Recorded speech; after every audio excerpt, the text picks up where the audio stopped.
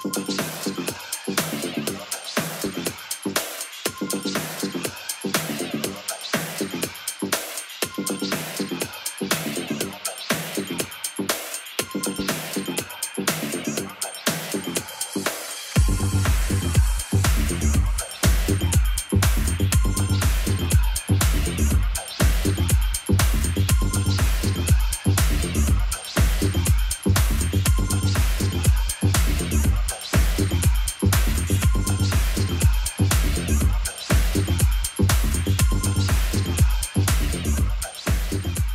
started buying records about 16 years ago, just as I left school. I started doing gigs out about 11 years ago. Started off first gig when I went to work in Ibiza, which was in 2000, and yeah, just carried on since then.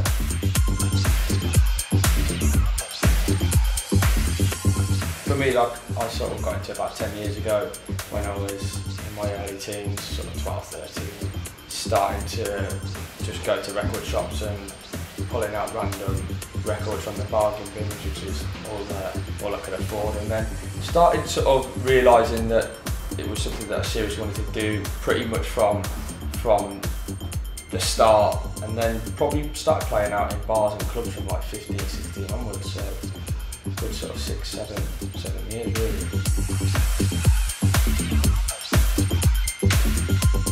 Derek Carter, that was really someone who first got me into that sort of sound, and then I've personally backtracked a lot with the sort of music that I collect, you know, back to, you know, mid-80s really. That's just through me more so collecting records rather than buying records to play. And influences are your Fingers Inc. and your Tracks records and your things like that. That was really my first insight into Chicago house.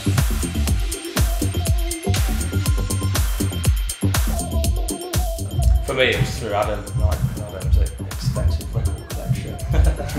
I sort of then started to listen to all this sort of music, and it's only a small thing, but one of the biggest inspirations for me was the Maestro documentary on Larry Levan and the Paradise Garage, and you know, something so small, you know, opened me up to something so big. And same with Adam. Then off the back of that, I then backtracked, you know, and then started to find out for myself, you know, different stars, DJs, so on and so on.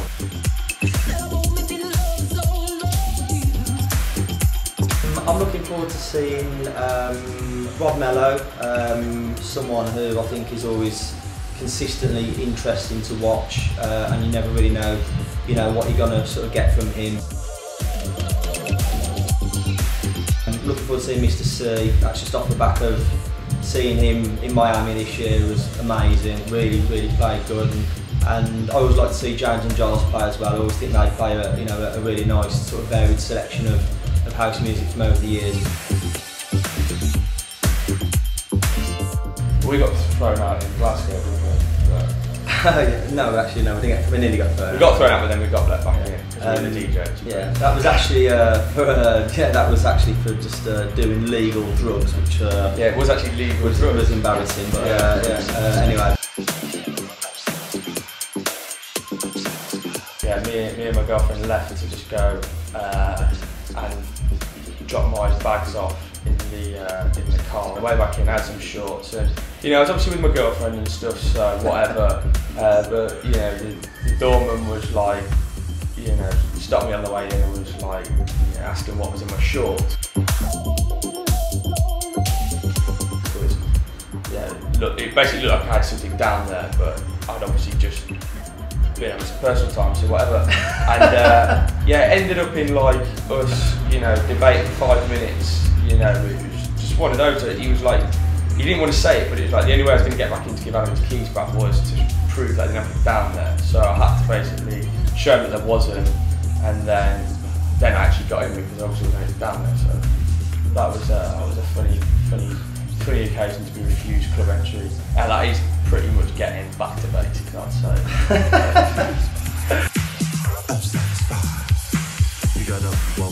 I'd like to say 12 inches, to be honest with you. Yeah, I mean, for me, 12-inch records are like what I good black 12-inch all day.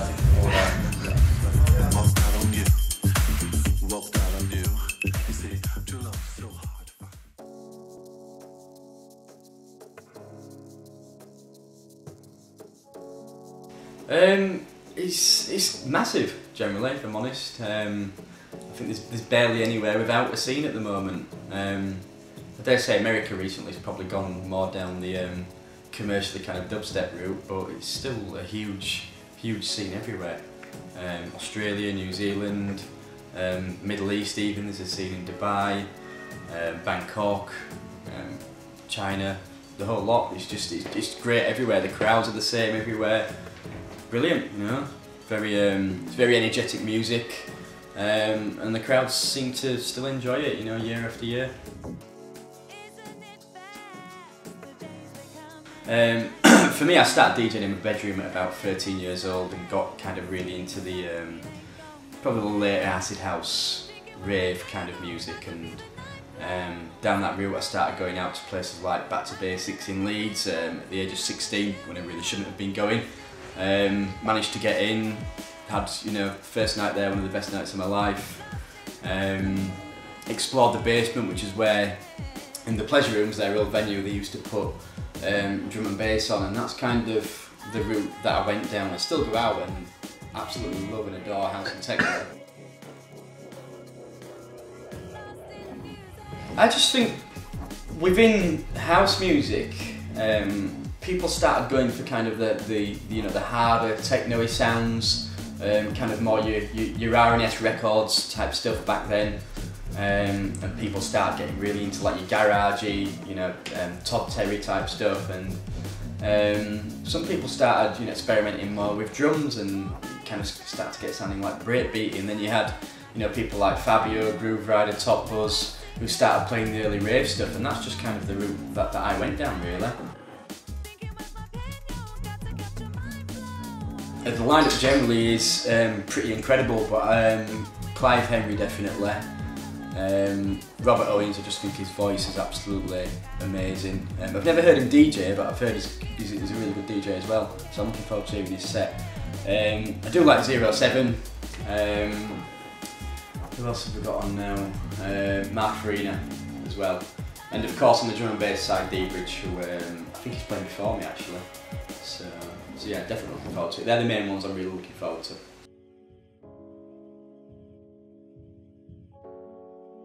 I'd say the main inspirational nights in Leeds for me were definitely, and still will be for a lot of people, Back to Basics, definitely on the house music tip. I can't think of a night that's been through kind of the toughness that any genre of music has seen over the years and lasted it all out so well, and is still getting people in, you know, down at the club on a weekly basis. They've moved venues so many times, and the night still works, so it's a massive credit to Dave and everybody that works in the night.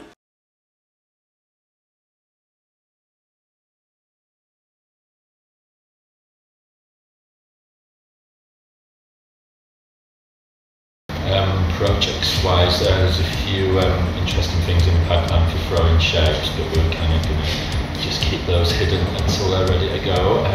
But yeah, radio show wise, we've got guests coming up: Eddie Leader, PBR Street Gang, Don Capello, The Revenge, a few interesting things like that.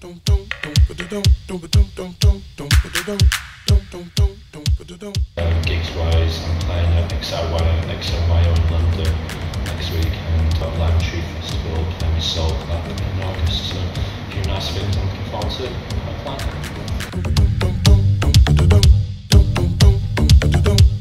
I started playing about when I was about 18, so that was about 10 years ago. Yes, that time I was at 18, just doing after parties around Leeds. This will make you move. I came to spread this message and let the music. And then I started my own night called Mad Hatters, which went for 5 years. And had quite a load of guests on there that were my inspirations when I was young. And then went on from there to get gigs at Basics, which I think was played there about 8-9 years ago. And so I just moved forward from there, really, just now I'm full resident at Basics and get a few other gigs around about the country. It's the music. It's the music. Chicago's definitely Marshall Jefferson, obviously Ron Allen, Larry Heard, Bob Marley, definitely that's number one. Just, I don't know, he was an all-time. He's just, his message, his music, it's just, it just appeals to me the most. I just think universally he's definitely the most respected artist for me. It's the music, y'all. But then people like Bjork, David Byrne, Mick Jagger, Rolling Stones, going on to Tribe Called Quest, people like that, loads. I don't really pigeonhole myself musically, all sorts of inspirations. I need to feel my music each and every day. It's the music. Yeah, I think 10 Years of Secret Sundays, that's not to be missed really. Rob Mello's always on point, one of my favourite DJs, really sound guy. Basics, obviously.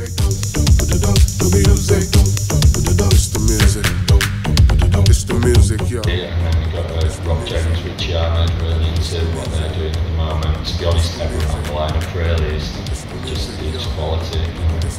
Looking forward to it. Massively, at the moment especially, there's kind of this old school resurgence. Sounds like, you know, with the Virgo 4 Resurrection EP that's just been released, that's all like 86 to 90. The whole sound has just gone back towards kind of the roots of house music. Everything's, you know, that's what's, I suppose you call trendy at the moment, which works for me. That's the stuff I've always loved, you know, the initial thing that got me into it. And yeah, I think everything's kind of come full circle. Again, the Chicago sound's massive at the moment, and people are trying to imitate that. Not always successfully, but when they do, you know, it's good. It's a good sound, and for me, it strikes a lot more of a chord than say Minimal when that was kicking around. It's not particularly my bag, so yeah, I'm happy with that. It's the music, the music, it's the music, the music, it's the music, the music, it's the music. It's not what you got, it's what you do with it.